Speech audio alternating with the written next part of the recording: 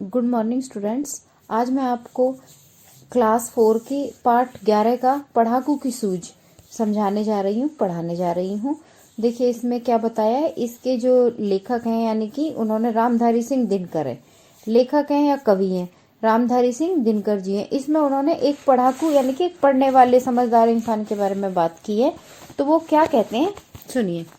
एक पढ़ाकू बड़े तेज थे, तर्क शास्त्र पढ़ते थे, जहां न कोई बात वहां भी नई बात गढ़ते थे। तो यानी कि एक पढ़ने वाला, वो बताते हैं कि एक पढ़ने वाला इंसान इतना तेज था कि हमेशा तर्क शास्त्र कहते हैं कि डिबेट करना, मतलब आपस में बातें करना, मतलब सवाल करते रहना। तर्क का मतलब होता है सवाल। तो मतलब तर्क शास्त्र पढ़ते थे और जहां कोई बात नहीं होती थी वहां भी कोई ना कोई नई बात बोलते रहते थे। एक रोज वे पड़े फिक्र में, समझ नहीं कुछ पाया, बैल घूमता है कोल्हू में, कैसे बिना चलाए। तो वो कहते एक दिन वो बड़े फिक्र में, बड़ी सोच में पड़ गए कि भाई मेरी समझ नहीं आ रहा कि ये मतलब उनके पास कोई कुछ लॉजिक हो या ना हो। वो उसमें प्रश्न बना ही लेते, यानी क्वेश्चन वो खुद ही अपने आप ही उसमें उलझ जाते थे, मतलब खुद ही कुछ कोई ना कोई सवाल निकाल ही देते थे। वो कहते थे कि बैल कैसे घूमता है, कोल्हू होता है यानी कि जिससे तेल निकलता है, एक ऐसा चक्कर जहां पे बैलों को लगाया जाता है और उसमें से तेल निकाला जाता है, कि कोल्हू में बिना चलाए बैल क्या होता है। मतलब वो दिन भर उलझते रहते थे इन्हीं सवालों में। अब फिर दूसरा क्या, कई दिनों तक रहे सोचते, मालिक बड़ा गजब है, सीखा बैल को रखा इसने, निश्चय कोई ढब है। उसने कहा कि भाई सोचता रहता, कई दिनों तक सोचता रहा, भाई इसका मालिक तो बहुत ही गजब है भाई। फिर क्वेश्चन आ गया, फिर एक सवाल आ गया, फिर वो कहता भाई इसका मालिक तो बहुत ही ऐसा है कि इसने हो सकता है शायद ना बैलों को सिखा के रखा हुआ है, निश्चय कोई ढब है, यानी कि इसका कोई ना कोई एक पक्का कोई ना कोई तरीका है, कोई ना कोई इसमें कोई तरीका है, इस तरीके से मतलब। तो फिर अगली लाइन में वो क्या कहता है, आखिर एक रोज मालिक से पूछा उसने ऐसे, अजी बिना देखे लेते तुम जान भेदी है कैसे। वो कहते हैं कि भाई आप एक बात बताओ। मालिक से एक दिन पूछा और एक दिन आखिर उसने एक दिन मालिक से पूछ ही लिया। उसने कहा कि ये कैसे करते हैं। अजी माने जनाब, बताइए जनाब, बिना देखे कि आप बिना देखे ये कैसे जान लेते हो, और ये भेद यानी कि इसका अर्थ, इसका मतलब ये कैसे समझ पाते हो आप। कोल्हू का यह बैल तुम्हारा चलता है या अड़ता है, रहता है घूमता, खड़ा हो या पागुर करता। तो वो कहते हैं कि भाई मतलब आपका ये कोल्हू का बैल है, यहाँ खड़ा रहता है या फिर मतलब इसमें अड़ जाता है, या फिर ये कुछ करता ही नहीं है। मतलब ऐसा क्यों करता है, ये क्यों घूमता रहता है, क्यों खड़ा होके पागुर माने जुगाली करता रहता है, कि मुंह को चलाता चबाता रहता है, च्यू करते ना, जैसे आप लोग बबल गम खाते हो ऐसे च्यू च्यू करते रहते हो। तो यानी कि वो कहता है कि ये खड़ा होकर जुगाली करता रहता है, घूमता रहता है, ये क्या चक्कर है इसका। फिर मालिक ने यह कहा, अजी इसमें क्या बात बड़ी है, नहीं देखते क्या गर्दन में घंटी एक पड़ी है। फिर उस मालिक ने उसको जवाब दिया, उसने कहा कि जनाब, अजी मैंने किसी को बोलते हैं जैसे आप किसी को मिस्टर बोलते हो, श्रीमान बोलते हो, ऐसे ही वो बोलता है कि जनाब इसमें क्या बड़ी बात है। अरे भाई इसमें कौन सी बड़ी बात ऐसी हो गई, नहीं जानते क्या आप जानते नहीं हो कि इसकी गर्दन में एक घंटी बांध रखी है मैंने, बस एक घंटी की आवाज सुन के घूमता रहता है, चलता रहता है।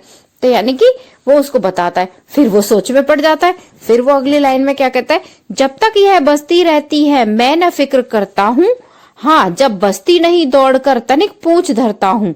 यानी कि जब वो कहते हैं कि जब ये घंटी जब तक चलती रहती है, बसती रहती है, तो वो ये बैल अपने आप ही चक्कर चलाते रहते हैं, अपने आप ही घूमते रहते हैं। तो मैं बेफिक्र होके अपने काम से परे हो जाता हूँ, यानी कि कुछ और काम करता रहता हूँ या लेट जाता हूँ, तो ये बैल अपने कामों में मस्त रहते हैं, करते रहते हैं। हाँ बस मुझे जब चिंता हो जाती है, जब ये घंटी बजती नहीं है, तब मैं दौड़कर उसके पास आके थोड़ी सी उसकी पूंछ को मरोड़ देता हूँ। तो यानी कि फिर बैल फिर से चलने लगते हैं। अच्छा फिर आगे कहा पढ़ाकू से सुनकर, तुम रहे सदा के कोरे, बेवकूफ मतिक के बातें समझ सकोगे थोड़े। तो उसने कहा कि अरे पढ़ाकू, उस आदमी से वो कहता है कि अरे पढ़ाकू सुन मेरी बात, तुम तो सदा कोरे की कोरे, खाली कागज हो, मतलब तुम्हारी बुद्धि में कुछ नहीं, तुम तो हमेशा ऐसे ही रहोगे, बेवकूफ कि तुम्हारी मति में क्या ये छोटी सी बात भी नहीं आई, तुम्हारी बुद्धि में, तुम्हारी अकल में क्या छोटी सी बात भी नहीं आई। अगर किसी दिन बैल तुम्हारा सोच समर अट जाए चले नहीं बस खड़ा खड़ा गर्दन को खूब हिलाए। अब वो पढ़ाकू जो होता है फिर वो मालिक से फिर से सवाल करता है, फिर कहता है कि अगर मालिक कि अगर किसी दिन आपका बैल सोच समझ के यानी कि प्लान बना के वहीं खड़ा रहे बस, लेकिन वो घूमे ना, चले नहीं बस खड़ा, अब वो खड़ा रह जाए वहां पर खड़ा खड़ा अपनी गर्दन को बस हिलाता रहे, यानी कि आप तो सोचोगे घंटी बज रही है, यानी कि वो चले ना, घूमे नहीं, चक्कर नहीं लगाए, लेकिन बस घंटी को बजाता रहे। तो यानी कि तो तब कहता है घंटी टुन टुन खूब बजेगी तुम ना पास आओगे, मगर बूंद भर तेल सांझ तक फिर तुम क्या पाओगे।